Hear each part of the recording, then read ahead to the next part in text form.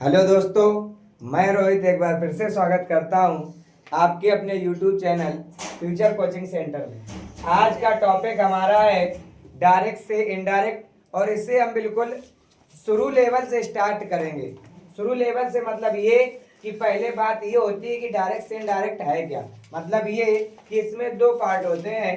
एक पार्ट आपका कहलाता है रिपोर्टिंग वर्ब, एक पार्ट आपका कहलाएगा रिपोर्टिंग वर्ब, और जो दूसरा अंदर का पार्ट होता है वो कहलाता है रिपोर्टेड स्पीच।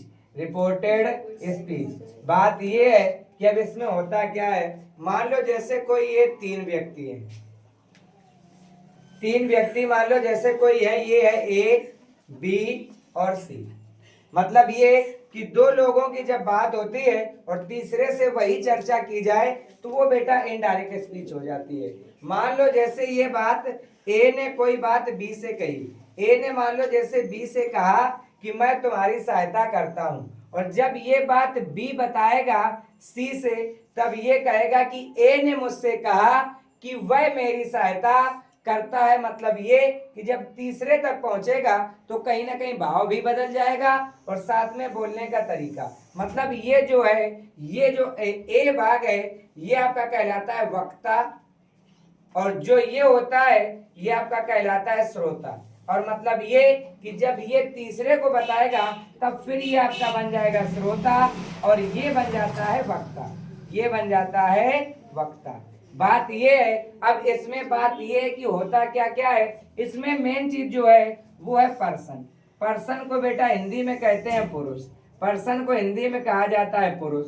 पुरुष की बात की जाए, पुरुष होते हैं तीन। पुरुष तीन होते हैं। जो आपका पहला कहलाता है फर्स्ट पर्सन,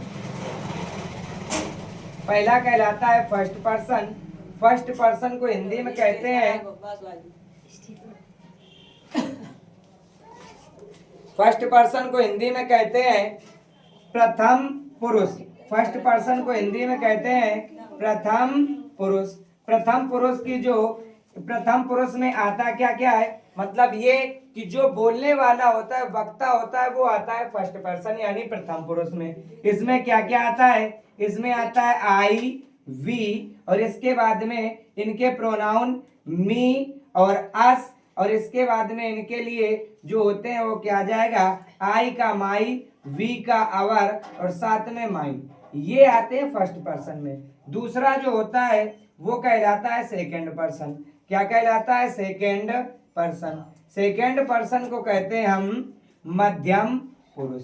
मध्यम पुरुष। बात यह है कि इसमें क्या क्या आता है, मध्यम पुरुष में जो आएगा वो आता है आपका यू कामा योर, और इसी में आ जाता है योर्स। यू योर और योर्स। बात यह है कि एक बोलने वाला और एक सुनने वाला। तीसरा जो होता है वो होता है श्रोता, तीसरा जो होता है वो होता है अन्य पुरुष। मतलब ये कि दो व्यक्तियों में बात की जाए, एक जो बोल रहा है वो, दूसरा जो सुन रहा है वो। तीसरे की बात की जाए उसे कहते हैं थर्ड पर्सन। उसे क्या कहते हैं, थर्ड पर्सन। बात ये कि थर्ड पर्सन में क्या क्या आता है, थर्ड पर्सन में ये कि आई वी और यू को छोड़कर बाकी जो होंगे वो सभी किस में आएंगे, थर्ड पर्सन में। तो इसमें आपका आता है, इसी में आ जाता है ही सी इट, इसी में आएगा दे, ही सी इट दे, इसी में आता है नेम। अब बात ये है कि इनके प्रोनाउन ही का हेज, सी का हर, दे का दियर, इसी में आ जाएगा आपका ही का हेम, हर ऑलरेडी लिख ही चुके हो। इसके बाद में इसी में आ जाता है दे का, और इसी में आ जाएगा इट का इट्स। ये शब्द आते हैं थर्ड पर्सन में। मतलब ये फर्स्ट पर्सन का मतलब ये होता है कि जो बोलने वाला होता है वो कहलाता है फर्स्ट पर्सन। सेकंड पर्सन की बात की जाए, जो सुन रहा है श्रोता है, वो कहलाता है सेकंड पर्सन। अब बात ये कि थर्ड पर्सन क्या होता है, थर्ड पर्सन का मतलब ये होता है कि दो व्यक्ति आपस में बात कर रहे हो और वो चर्चा तीसरे के लिए की जाए, वो कहलाता है थर्ड पर्सन, और वो वहां पर उपस्थित ना हो, वो वहां पर उपस्थित ना हो, वो कहलाता है थर्ड।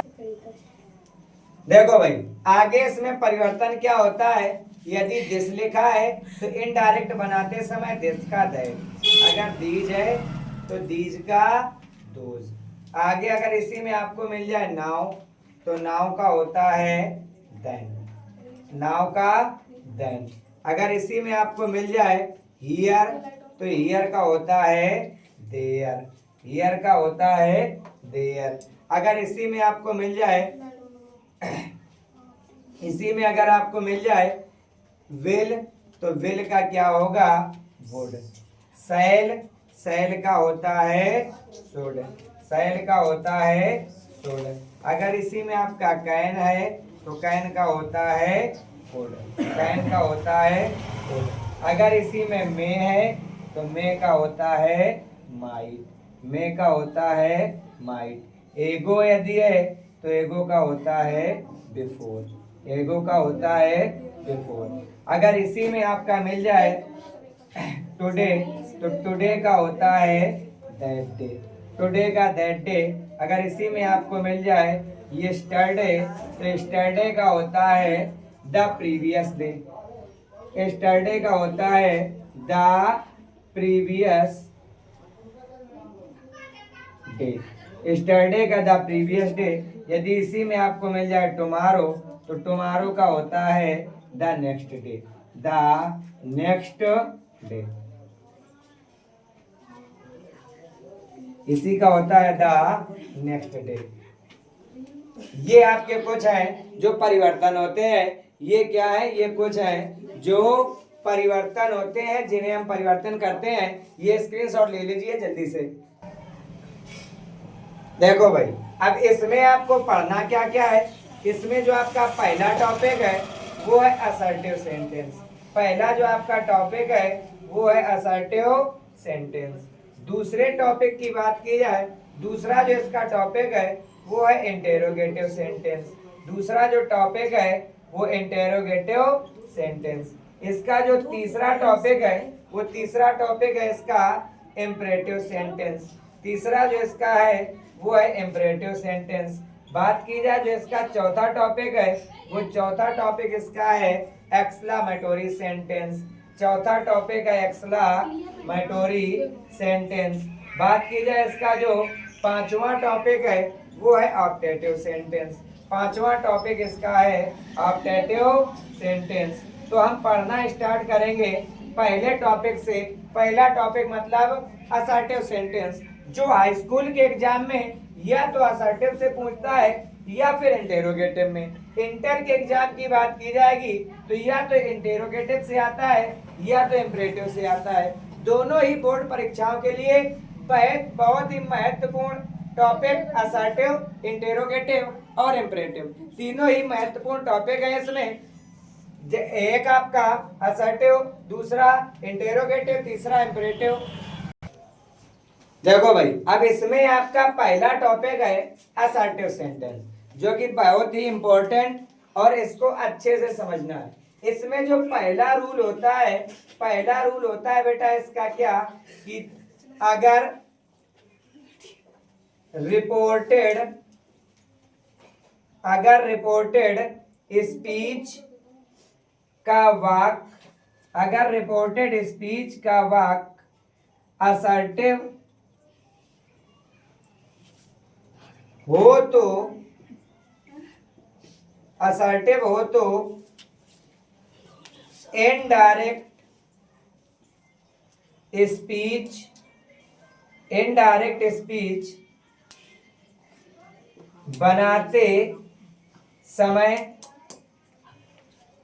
बनाते समय इन्वर्टेड कॉमास के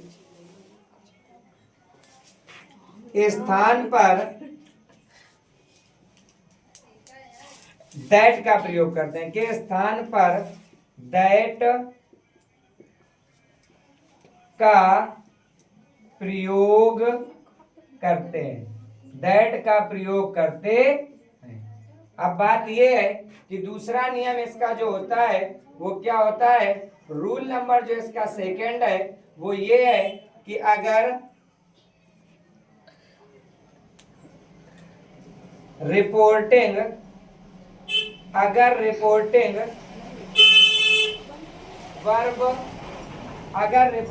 वर्ब का वाक्य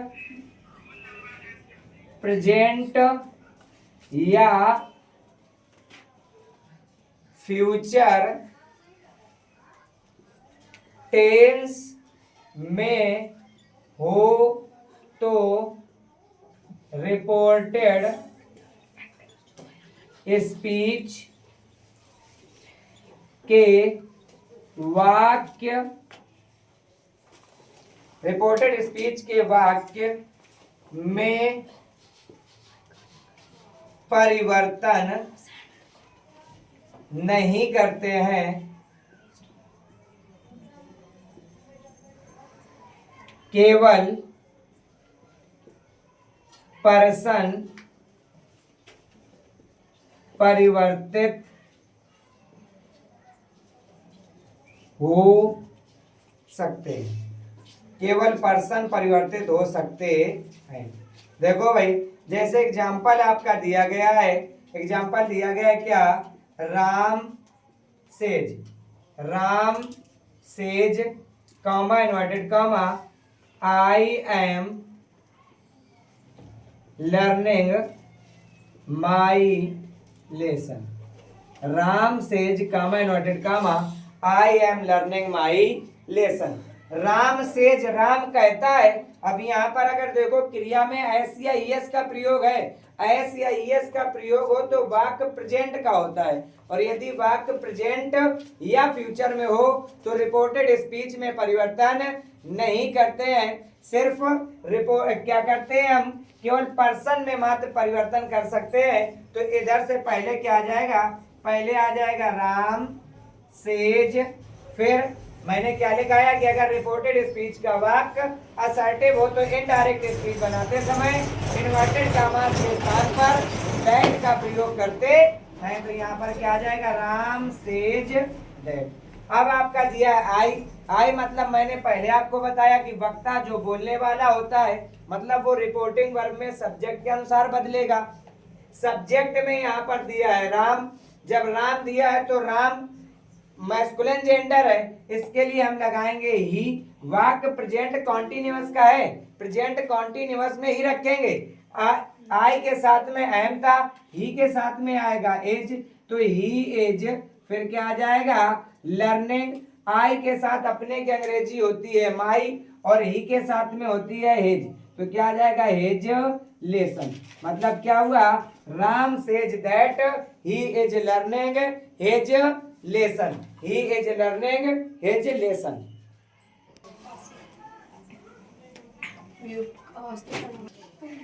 देखो भाई, अगला नियम जैसे है कि रिपोर्टिंग वर्ब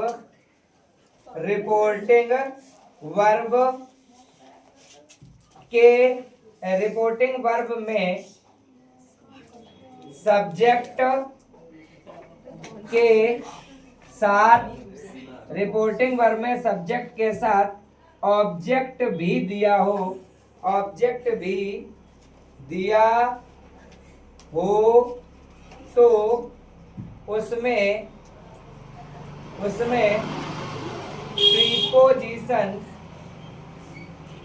प्रीपोजिशन टू भी दी होती है, प्रीपोजिशन टू भी दी होती है। इसलिए या इस स्थिति में से टू,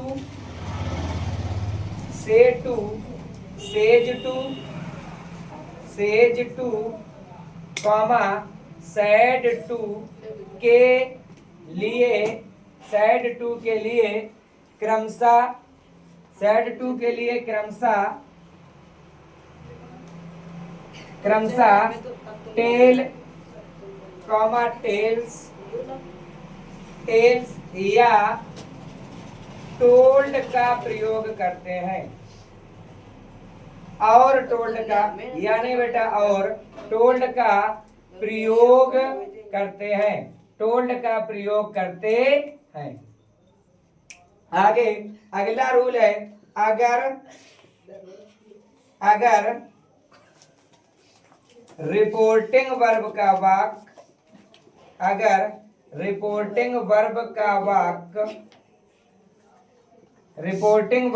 वाक्य पास्ट में हो तो रिपोर्टेड स्पीच, तो रिपोर्टेड स्पीच का वाक्य भी बदल जाता है। रिपोर्टेड स्पीच का वाक्य भी बदल जाता है। अब भाई बदलता किस स्थिति में है? बदलता इस स्थिति में है कि अगर वह वाक्य प्रेजेंट के जिस रूप में होगा पास्ट के उसी रूप में जाता है। अगर मान लो प्रेजेंट इंडेफिनिट है तो काहे में जाएगा?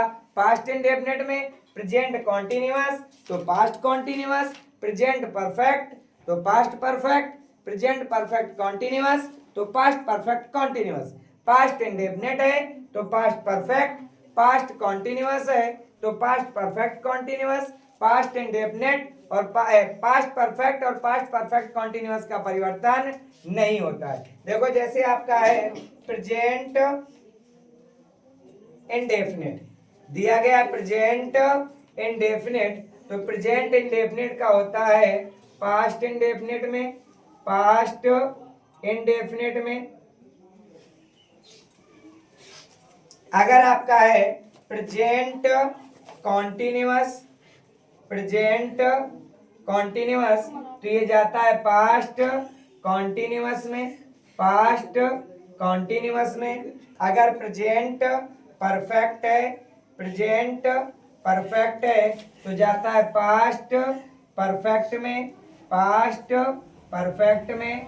और अगर आपका प्रेजेंट परफेक्ट कॉन्टिन्यूअस है, प्रेजेंट परफेक्ट कॉन्टिन्यूअस है तो जाएगा पास्ट परफेक्ट कॉन्टिन्यूअस में, जाता है पास्ट परफेक्ट कॉन्टिन्यूअस में। और अगर आपका पास्ट इंडेफिनिट है, पास्ट इंडेफिनिट तो पास्ट इंडेफिनिट जाता है पास्ट परफेक्ट में, पास्ट परफेक्ट में। और अगर पास्ट कॉन्टिन्यूअस है, पास्ट कॉन्टिन्यूअस है तो जाता है पास्ट परफेक्ट कॉन्टिन्यूअस में, पास्ट परफेक्ट कॉन्टिन्यूअस में। और अगर पास्ट परफेक्ट है, पास्ट परफेक्ट है तो पास्ट परफेक्ट का नो चेंज, पास्ट परफेक्ट का नो चेंज।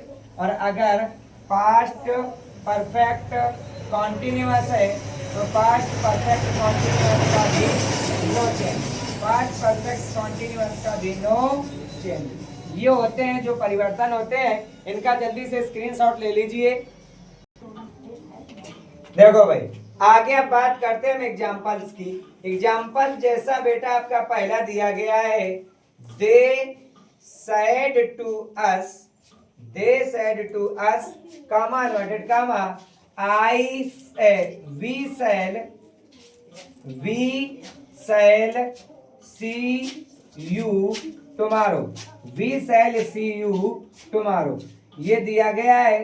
अब अगर कहा जाए कि इसकी हिंदी क्या है, दे said to us, दे मतलब उन्होंने, said मीन्स कहा, us मीन्स हमसे, उन्होंने हमसे कहा we shall see you tomorrow, हम तुम्हें कल देखेंगे या हम तुमसे कल मिलेंगे।